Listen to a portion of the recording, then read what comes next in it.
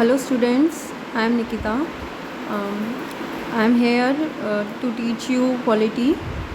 Polity basically किसी भी competitive exam के लिए काफ़ी अच्छा वेटेज रखती है. पॉलिटी एक ऐसा सब्जेक्ट है जो इजी भी है, स्कोरिंग भी है.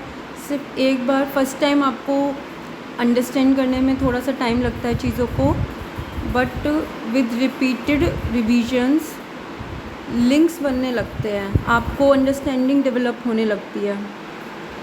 And the best part is कि ये सिर्फ एक स्टैटिक सब्जेक्ट नहीं है like history.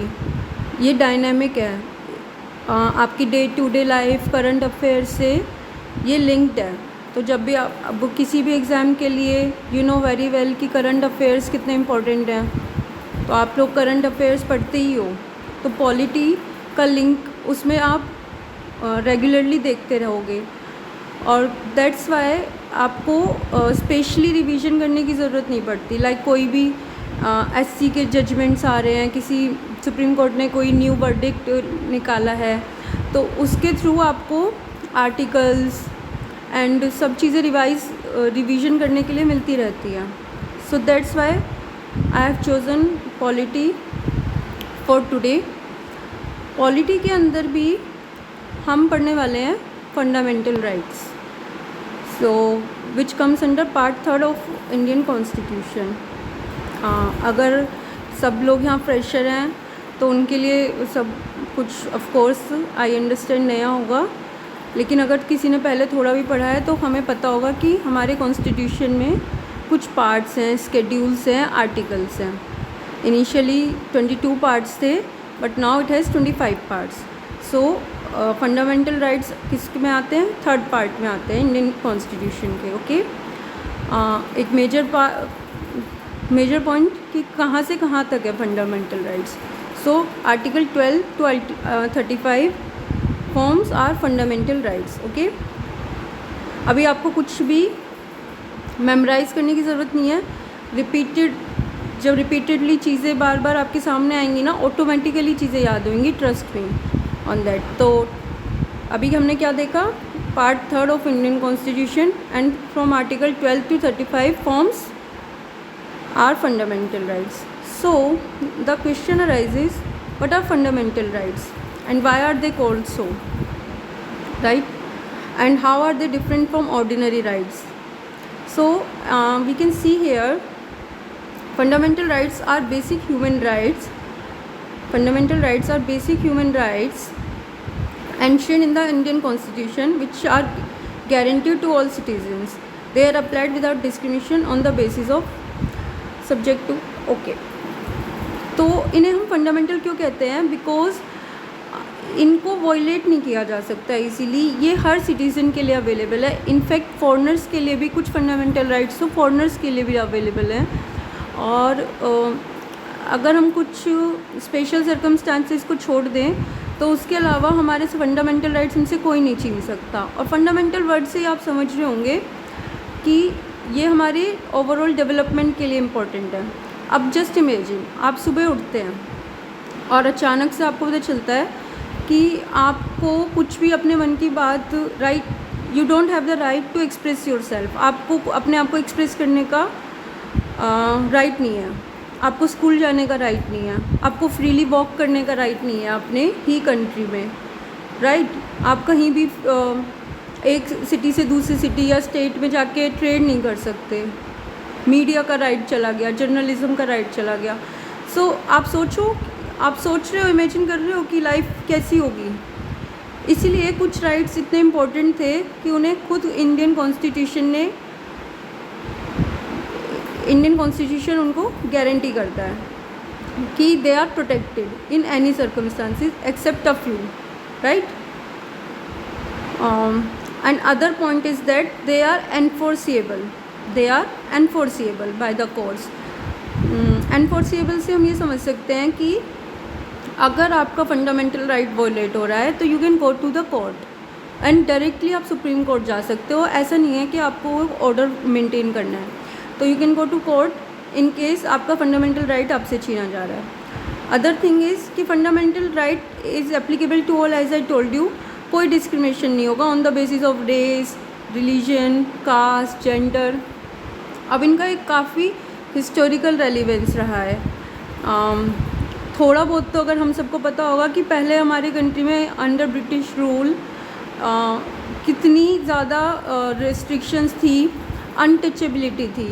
You can you even imagine कि टेम्पल्स में जाना अलाउड नहीं है कुछ पर्टिकुलर कास्ट के लोगों को, वीमेन को वोटिंग राइट्स नहीं है। चलो वोटिंग राइट तो हमारा फंडामेंटल राइट भी नहीं है, बट इवन एजुकेशन का राइट नहीं था। एक वेल में, कॉमन वेल से सब पानी नहीं पी सकते। तो ये ऐसी सिचुएशंस थी जिनको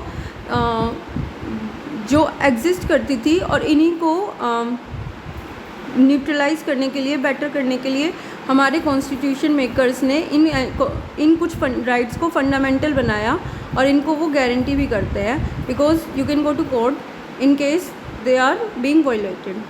सो हमने क्या क्या पढ़ा? Part 3 of Indian constitution, article 12 to 35, and इनको फंडामेंटल क्यों कहते हैं? Because they are applicable to everyone, no discrimination on the basis of race, religion, caste, gender, and they are enforceable by, justiciable by court, right? Okay, so let's come to the next part. Okay, one more thing, इसको हम Magna carta भी बोलते हैं। It is also called as Magna carta. अब Magna carta क्यों बोलते हैं? Magna carta के पीछे आप पढ़ेंगे धीरे धीरे, अभी एक ही सेशन में आपको सब कुछ पढ़ने की ज़रूरत नहीं है। तो मैग्ना कार्टा इंग्लैंड में किंग जॉन ने 1215 में एक ऑर्डर ड्राफ्ट किया था जिसमें इंडिविजुअल के राइट्स प्रोटेक्टेड थे। तो सिमिलरली इंडिया का मैग्ना कार्टा हमारे पार्ट 3 को बोला जाता है, which contains constitution fundamental right. So next comes, just a minute please. So next comes, okay, अब एक थोड़ा सा और हम ब्रीफ ले लेते हैं कि फंडामेंटल राइट्स में कितने कैटेगरीज हैं। Initially there were 7 rights, but now we only have 6 rights. Why 6?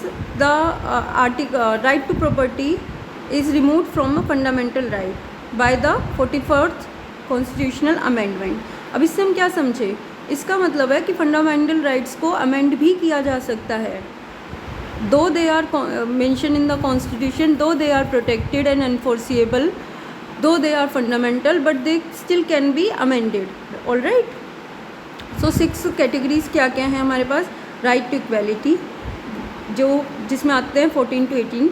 Right to freedom, right to equality से क्या कि every citizen is equal in front of law, है ना ऐसा नहीं है कि पुअर या मिडिल क्लास के लिए अलग लॉ हैं एंड रिच क्लास के लिए अलग लॉ हैं, मिनिस्टर के लिए अलग लॉ हैं, कुछ चीज़ें सबके लिए ही सेम हैं, ठीक है।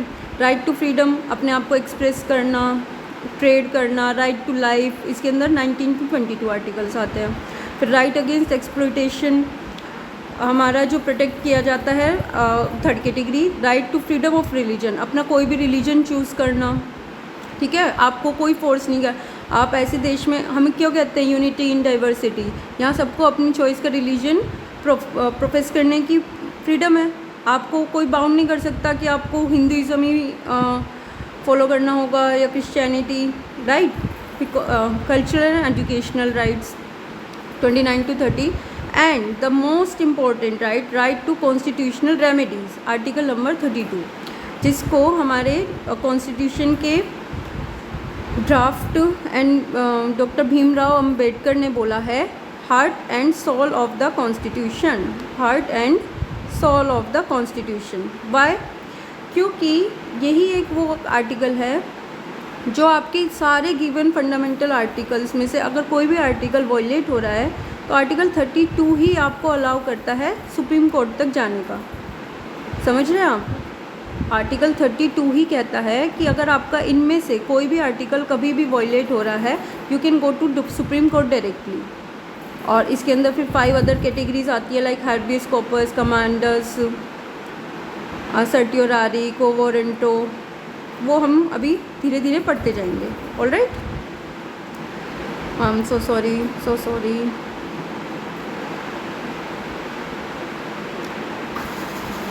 Pardon. So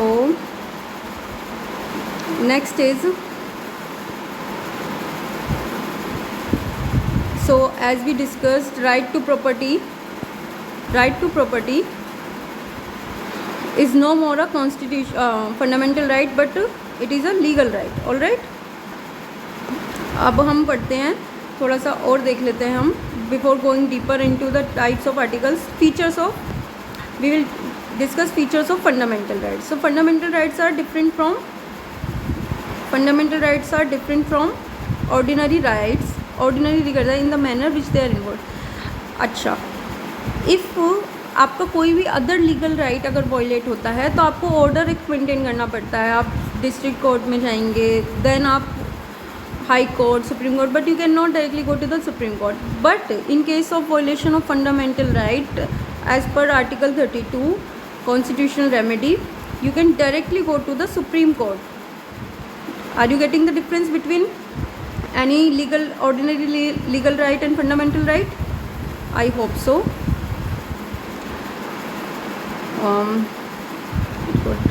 Sorry. So first point is that some of the fundamental rights are available. Second point, it's very easy to understand कि कुछ rights सबके लिए available है, even for the foreigners, and कुछ राइट्स सिर्फ सिटीजन्स के लिए available है. Like article number 15, article number 16, all right, not 16 actually, article number 15, 19, these are some of the rights जो सिर्फ सिटीजन्स के लिए अवेलेबल हैं, एंड कुछ few of them are available for all except enemy aliens, तो वो भी हम डिस्कस करेंगे. So fundamental rights are not absolute. This is very important. This is a very important point. They are not absolute rights. They have reasonable restrictions. Means अब आपको under article 19 right to freedom of speech है. Right to freedom में आपको freedom of speech है, expression है, but वो absolute नहीं है. ऐसा नहीं है कि अब हर कोई जिसके मन में जो भी आ रहा है वो किसी के भी रिलीजन के अगेंस्ट बोल रहा है, कुछ भी बोल रहा है. आपके ऊपर कुछ ना कुछ रीजनेबल रिस्ट्रिक्शंस अभी भी अप्लाइड है. अब फ्रीडम ऑफ एक्सप्रेशन के नाम पे आप कहीं भी कुछ भी जाके पब्लिकली नहीं बोल सकते. पब्लिक मोरालिटी को प्रोटेक्ट करना. अगर आप लोगों ने अभी रिसेंट केस देखा होगा, एक पॉडकास्टर थे बहुत ही फेमस, जो उन्होंने कुछ पब्लिकली कुछ गलत वर्ड्स बोल दिए थे, जिसके अगेंस्ट बहुत बड़ी कंट्रोवर्सी भी हो गई थी. सो FIRs हुई उनके अगेंस्ट, सुप्रीम कोर्ट तक केस गया. तो अब ये नहीं है ना कि राइट टू फ्रीडम में और right to freedom of speech और एक्सप्रेशन में आपके मन में जो भी आएगा आप वो बोलोगे. उन्होंने पब्लिक मोरालिटी को हार्म किया था और इसलिए उनके ऊपर केसेस FIR हुए, FIRs हुई और चीज़ें थोड़ी सी डिस्टर्ब हुई थी. सो यही है. Next is they are justiciable. We just discuss that they are enforceable by courts, and another point is they can be amended. हमने देखा था कि though they are fundamental, though they are protected by the constitution, but they are still amendable by parliament. But एक term है basic structure of constitution. 1973 में एक judgement आया था, केशवानंद भारती केस, उसमें एक जजमेंट पास हुआ था. उससे पहले भी काफ़ी हिस्ट्री रही है एक्चुअली. तो उसमें ये कहा गया था कि आप अमेंड तो कर सकते हैं, लेकिन बेसिक स्ट्रक्चर ऑफ डॉक्ट्राइन जो उन्होंने एक टर्म निकाला था कॉन्स्टिट्यूशन का, वो इम्पैक्ट नहीं होना चाहिए. अब ऐसा नहीं है कि बेसिक स्ट्रक्चर कहीं मेंशन्ड है, वो जो भी कुछ ऐसा केस आता है उसके अकॉर्डिंग जज और ज्यूरी एनालाइज करते हैं प्रीएम्बल को, कॉन्स्टिट्यूशन को, कि क्या ये केस, क्या ये अमेंडमेंट हाँ कॉन्स्टिट्यूशन के बेसिक स्ट्रक्चर को तो हार्म नहीं कर रहा है, उसको तो ऑल्टर नहीं कर रहा है उसके बेसिस पे. फिर दे कैन बी सस्पेंडेड. अभी हमने पढ़ा था कि इनको हमसे कोई स्नैच नहीं कर सकता, बट थोड़े बहुत एक्सेप्शंस हर जगह हैं. कुछ मैंने बताया था कि except certain circumstances. So article number 20 and 21 को छोड़ के कुछ राइट्स हैं जो नेशनल इमरजेंसी में सस्पेंड किए जा सकते हैं. अब there are 3 types of emergency जो आप आगे पढ़ेंगे. सो नेशनल इमरजेंसी में आपके सारे फंडामेंटल राइट्स को सस्पेंड किया जा सकता है except article number 20 and 21, which we will see. Article number 21 is right to life and article number 20 is protection against offences. So application work can be restricted, और ये अगर किसी जगह पे किसी स्टेट में मार्शल लॉ लग रहा है तो भी आपका फंडामेंटल राइट्स को रिस्ट्रिक्ट किया जा सकता है. ऑलराइट, सो अभी हम थोड़ा सा देख लेते हैं फटाफट से सारे आर्टिकल्स के बारे में. थोड़ा सा हम ब्रीफ ले लेते हैं ओवरव्यू. तो राइट टू इक्वलिटी में क्या आता है? As we see, right to equality आपके 14 to 18 होते हैं. राइट टू इक्वलिटी एज जिस हमें टर्म से भी समझ आ रहा है कि it guarantees equal rights for everyone. आपके रिलीजन, जेंडर, कास्ट के बेसिस, प्लेस ऑफ बर्थ के बेसिस पर कोई आपके साथ डिस्क्रिमिनेशन नहीं होगा, भेदभाव नहीं होगा. अब ये राइट आप सोचिए एक बार कि इन चीज़ों को कॉन्स्टिट्यूशन में लिखा गया है, तो इसका मतलब उस टाइम ये चीज़ें एग्जिस्ट करती होंगी, तभी उन लोगों के माइंड में ये सब चीज़ों को एलिमिनेट करने का आया. राइट, तो आप सोचिए कि इतना डिस्क्रिमिनेशन था रिलीजन के बेसिस पे भी, जेंडर के बेसिस पे भी, इसलिए उन चीज़ों को रिमूव करना पड़ा और उनके अगेंस्ट प्रोटेक्शन प्रोवाइड करनी पड़ी. सो ऐसे इसके अंदर और हमें डेप्थ में जा सकते हैं कि 14 आर्टिकल क्या कहता है कि right to equality, equal protection of law and equal protection of law. तो दो होते हैं वहाँ पे. फिर आर्टिकल नंबर 15 आपका कहता है कि डिस्क्रिमिनेशन नहीं हो सकता आपके अगेंस्ट किसी भी टर्म को लेके. फिर 16 आपको 16 अब 15 और 16 में एक लिंकेज है डायरेक्टली. 15 कहता है कि डिस्क्रिमिनेशन नहीं होना चाहिए, ना कास्ट के बेसिस पे, ना जेंडर के बेसिस पे. और 16 आपको कहता है कि पब्लिक एम्प्लॉयमेंट सबके लिए अवेलेबल होना चाहिए. लाइक अब यूपीएससी का, एसएससी का exam is open to all. ऐसा नहीं है कि कोई पर्टिकुलर क्लास ही देगी. ये ब्रिटिश टाइम में था, एग्जिस्ट करता था ये चीज़ कि सिर्फ रिच क्लास ही दे सकती है यूपीएससी का एग्ज़ाम. सो देखिए अब हम सबके लिए ओपन है. सो अब आप कह सकते हैं, लेकिन 16 में पब्लिक एम्प्लॉयमेंट में वीमेन के लिए और SC ST के लिए रिजर्वेशन भी है एप्लीकेबल. अब कह सकते हैं कि कुछ लोग कि जब डिस्क्रिमिनेशन नहीं है तो जेंडर के या कास्ट के बेसिस पे रिजर्वेशन क्यों है, तो वो अलाउड है कि वीमेन एम्पावरमेंट या माइनॉरिटी और बैकवर्ड क्लासेस के एम्पावरमेंट के लिए reservation is also allowed. So 17 article number 17 क्या कहता है? अनटचेबिलिटी. किसी को भी आप अनटचेबल नहीं फील करा सकते. और 18 कहता है कि कोई टाइटल यूज़ नहीं कर सकते आप किसी के लिए. किसी को स्टेट के नेम पे बिहार से बिलोंग करने वाले को बिहारी नहीं बोल सकते एंड ऑल ऑफ दैट. फिर 19 to 22 पे आते हैं हम. Article number 19 to 22 says right to freedom. Freedom में आ गया आपका right, freedom of speech, expression, assembly without arms. मतलब आप पीसफुली प्रोटेस्ट कर सकते हैं. आपको पीसफुल प्रोटेस्ट करने का तो राइट है, लेकिन उससे ज़्यादा आर्म्स लेके नहीं. ठीक है, प्रोफेशन आप कोई भी कर सकते हो. ओके, सो 20 में 21 इसमें जो मोस्ट इम्पॉर्टेंट आर्टिकल है वो है आर्टिकल नंबर 21, जो आपको एजुकेशन का, राइट टू लाइफ का राइट देता है. फिर राइट अगेंस्ट एक्सप्लॉयटेशन, वही है कि राइट अगेंस्ट एक्सप्लॉयटेशन हो गया आपका 23 और 24. Child labour, human trafficking. फिर राइट, अभी हम जस्ट ओवरव्यू ले रहे हैं, सो डोंट यू वरी कि कुछ मिस हो रहा है, सिर्फ एक ओवरव्यू ले रहे हैं. फिर 25 to 28 आर्टिकल्स कहते हैं right to freedom of religion. हर किसी को अपने चॉइस का रिलीजन प्रोफेस करने का राइट है. ओके, फिर आप उन पे कोई फिर इसमें 25, 26, 27 लाइक कि रिलीजियस अफेयर पे कोई टैक्स नहीं लगेगा. आप अपने रिलीजन को मैनेज करने के लिए लाइक जैसे सिक्स हैं, उनको टर्बन पहनने का परमिशन है, तो वो आर्टिकल नंबर 25 में है. ओके, फिर उन पे टैक्स नहीं देने की ज़रूरत टेम्पल्स या फिर रिलीजियन इंस्टीट्यूशंस को, वो अपना वो सब है. किसी को भी फोर्स नहीं किया जा सकता किसी रिलीजियस इंस्टीट्यूट में आने के लिए. फिर कल्चरल एंड एजुकेशनल राइट्स है माइनॉरिटीज़ के लिए है कि वो अपने कल्चर को और लैंग्वेज को प्रोटेक्ट करने के लिए उन 29 और 30 है. एंड द मोस्ट इम्पॉर्टेंट जो heart and soul of our constitution है 32, जो हमें अलाउ करता है कि हम कोर्ट तक जा सकते हैं इन केस हमारा कोई वॉयलेशन होता है। 33, 34 आर जस्ट कि आर्म्ड फोर्सेस वगैरह के लिए आर्टिकल्स रिस्ट्रिक्टेड है, उनके लिए fundamental rights are still restricted. So I hope you just got the overview of fundamental rights और आपका थोड़ा सा इंटरेस्ट डेवलप हुआ होगा। In the next session we will go deeper into our fundamental rights. Thank you for joining the session.